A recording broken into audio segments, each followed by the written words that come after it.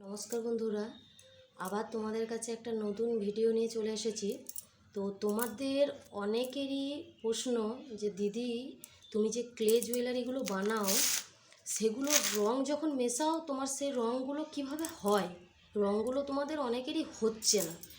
তা এটা নিয়ে তোমাদের অনেকেরই প্রশ্ন যে কালারটা মেশাবো কী করে, রঙটা শুকাবো কী করে, ভালো শুকাচ্ছে না ভার্নিশ দিয়ে দিচ্ছি কালারটা উঠে যাচ্ছে, অনেকেরই অনেক রকম প্রশ্ন। তো এই ভিডিওটা তার জন্যই।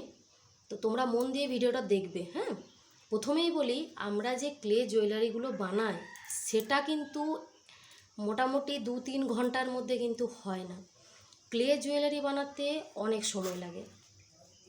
প্রথমেই আমি ক্লে জুয়েলারিতে একবারই রং দিয়ে ছেড়ে দিই না, ঠিক আছে? আমি সমস্ত প্রসেসই আস্তে আস্তে তোমাদের বলছি, তোমরা মন দিয়ে শুনবে। এটা সাধারণত আমি ক্লাসে সবাইকে, যারা অনলাইন ক্লাস করছো বা অফলাইনে, তারা আমি হাতে ধরে শিখিয়ে দিই। তো এটা যাদের অসুবিধা, আমার যারা ফ্রেন্ডসরা আছে তারা আমাকে অনেকেই বলেছে দিদি একটু বলো ডিটেলসে। তো এটা তাদের জন্য, তাদের হেল্পফুল হবে ভিডিওটা, তাদের অনেকটাই হেল্প হবে। তো এটা একটা ক্লে জুয়েলারি। এই জুয়েলারিটা যখন তোমরা ডিজাইনটা রেডি করে নেবে, তারপরে সেটা শুকাতে হবে। শুকিয়ে গেলে একদম 100% শুকিয়ে গেলেই 100% তোমাদের শুকাতে হবে। শুকিয়ে গেলেই তারপর তোমরা একটা হোয়াইট কালার দেবে, ঠিক আছে? এই যে মাঝে দিয়েছি দেখছো, এটা পুরোটাই দিয়েছিলাম আমি। হোয়াইট কালার দেবে। হোয়াইট কালারটা যখনই শুকিয়ে যাবে, হোয়াইট কালার কী জন্য দেবে এবার তোমরা বলতেই পারো যে দিদি হোয়াইট কালারটাই কেন দেবো।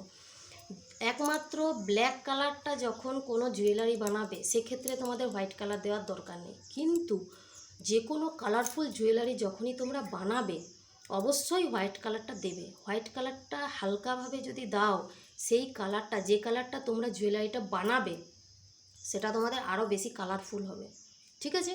তাহলে হোয়াইট কালারটা প্রথমবার দিয়ে দিলে, ফার্স্ট লেয়ার। তারপরে এবার তোমরা কী কালারের জুয়েলারিটা বানাবে সেটা হোয়াইট কালারটা শুকানোর পরে সেটা তোমরা দিলে ফার্স্ট টাইম। সেই কালারটা যখন শুকিয়ে যাবে তারপরে তোমরা আবার ফের সেই কালারটা দেবে। মোটামুটি 3 বার কালার দেবে তোমরা। এটা আমি 2 বার দিয়েছি, তাও আমার অতটা গ্লেজ আসেনি। এরপর আমি আরও একবার দেব, ঠিক আছে? আরও একবার দেব। 3 বার দিয়ে টোটাল কমপ্লিট একদম শুকিয়ে গেলে এর উপরে ডিজাইন করে, এটা আমি হয় ঝোলা টাইপের অথবা হাসুলি টার্সেল দিয়ে, যেমন তোমরা আর কি ডিজাইন করতে চাও সেরকম ডিজাইন করে লাস্ট ফিনিশিং শুধুমাত্র ভার্নিশ করবে। ভার্নিশ ক্লে জুয়েলারিতে মাস্ট প্রয়োজন। এটাও আমাকে অনেকে বলেছো যে দিদি ভার্নিশ করা কি খুবই দরকার? হ্যাঁ, অবশ্যই। ক্লে জুয়েলারিতে প্রলেপ না পড়লে, ভার্নিশ না করলে ক্লে জুয়েলারি কিন্তু ভালো লাগে না, ওটা অবশ্যই দরকার। ভার্নিশও কিন্তু তোমরা 2 বারই দেবে। ভার্নিশ একবার শুকিয়ে গেলে তারপরে আবার ভার্নিশ দেবে। আর এই ক্লে জুয়েলারির কালার যদি তোমরা কালার করে রোদে দাও তাহলে কিন্তু তোমাদের কালারটা ভালো উজ্জ্বল হবে এবং সেটা শুকাবেও তাড়াতাড়ি, ঠিক আছে? বলে দিলাম। এরপর বলি রং মেশানোর কথা। এই যে জুয়েলারিটা দেখছো, আমি এখনই কালার করলাম। তো এই জুয়েলারিটা 2 বার কালার দিয়েছি এটা।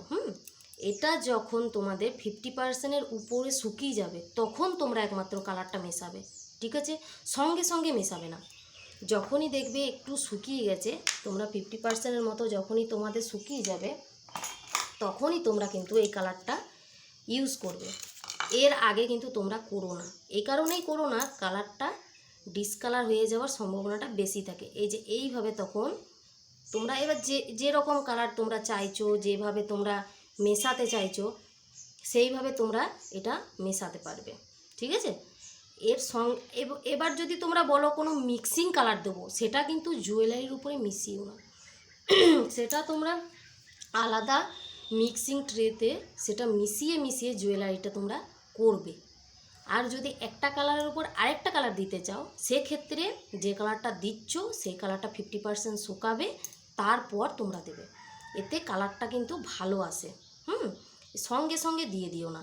এই যে কালারটা, একটা কালারের উপর আরেকটা কালার যখনই দেবে, যেন কালারটা ভালোভাবে কালারটা শুকিয়ে যাবে, তারপর তোমরা দেবে। সঙ্গে সঙ্গে দিয়ে দেবে না। আর যদি মিশিয়ে কালার দিতে চাও সেটা কোনো ট্রেতে গুলে তারপর তোমরা দেবে।